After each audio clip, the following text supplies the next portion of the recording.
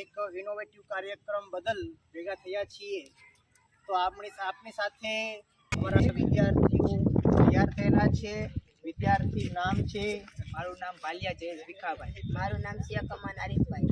બંને વિદ્યાર્થીએ ખૂબ સારા પ્રયત્ન કરેલા છે કે જેમાંથી કંઈક ઇનોવેટિવ, કંઈક નવીનીકરણ કરવા માટે એક પ્રયોગ બનાવેલો છે। તો આપણે એમને જ પૂછીએ કે આ પ્રયોગ ગણિત અને વિજ્ઞાનના કયા સિદ્ધાંતો ઉપર કાર્ય કરે છે, કઈ રીતે કાર્ય કરે છે, એનું નામ શું છે, જોઈ। તો આ જે કાર્ય કરે છે પ્રયોગ છે, એ પ્રયોગનું નામ શું છે? Garden robot. Garden robot. આ મુખ્યત્વે શું કાર્ય કરે છે અને ગણિત અને વિજ્ઞાનનો કયો સિદ્ધાંત આમાં લાગુ પડે છે, વિસ્તૃત સમજૂતી આપ। આપણે ગણિત અને વિજ્ઞાનનો આપણે ફોર્સ અને ગતિ એટલે દબાણ અને ગતિનો નિયમ લાગે છે। આપણે જ્યારે ગ્રાસ કટિંગ કરીએ ત્યારે આપણે બેટરી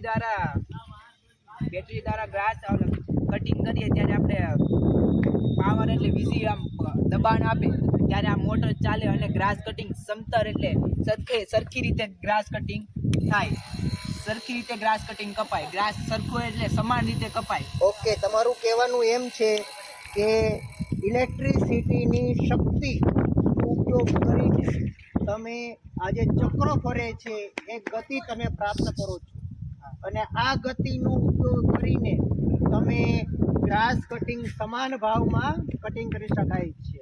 ગુડ। સાથે સાથે બીજું શું થાય છે?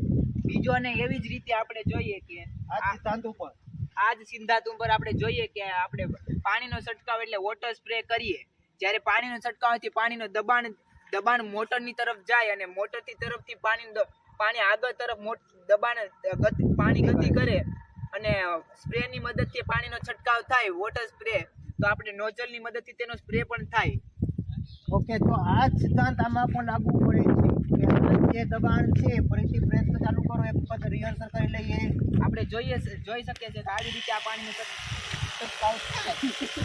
ઓકે, અહીં તમારું લીક થયેલું છે, એક વખત તમે જોઈ શકશો। શું પડે છે કે અહીંથી મોટરની મદદથી એક પ્રકારની શક્તિ ઉત્પન્ન થાય છે, દબાણ થાય છે, દબાણની મદદથી આ જગ્યાએથી એ જ પ્રવાહી ગતિ કરે છે અને આ જ પાણી તમારા ચહેરા ઉપર એટલે કે જે રીતે ગતિ કરશે, બરોબર છે? તો આ તમારે વહેલી તકે આને વેલ્ડિંગ કરાવવું જોઈએ જેથી આનો ઉપયોગ સારું થશે। તો આપણે સર્વે વિદ્યાર્થીઓને ફરીથી આહવાન કરવામાં આવે છે કે આવા નવા ગણિત અને વિજ્ઞાનના સિદ્ધાંતો ઉપર નવીન એવા ઇનોવેટિવ આઈડિયા, નવીનીકરણ અને આવા પ્રયોગો, સરાહના અથવા તો પ્રોત્સાહન તો આવતું જ રહેશે, પરંતુ સાથે સાથે આવા નવીન કોઈ આઈડિયા, આનું મૂવમેન્ટ થઈ શકે છે। એક વખત ટ્રાય કરી દઈએ। આપણે આને રિમોટની મદદથી ચલાવી પણ શકીએ છીએ। ટ્રાય કરો એક વખત।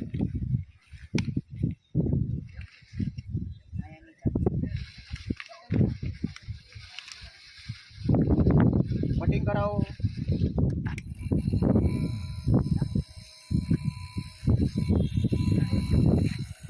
Good try, very good.